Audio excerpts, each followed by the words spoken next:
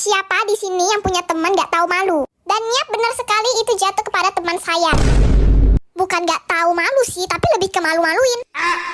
Nih contoh ya, contoh. Misalnya gue lagi gosip nih sama dia nih kan, tentang orang yang lagi lewat di depan kita. Itu kan gue bisik-bisik tuh ya kan. Nah pas gue bisik-bisik ke dia tuh tiba-tiba kayak, oh yang lewat itu ya. Beh, mulutnya gak bisa diem ya. Setiap gosip pasti ada aja gebrakannya. Dan masalahnya gak cuma itu aja. Masalahnya ya semua orang yang ada di sana tuh jadi ngeliatin kita gara-gara suara lu yang kayak toa masjid.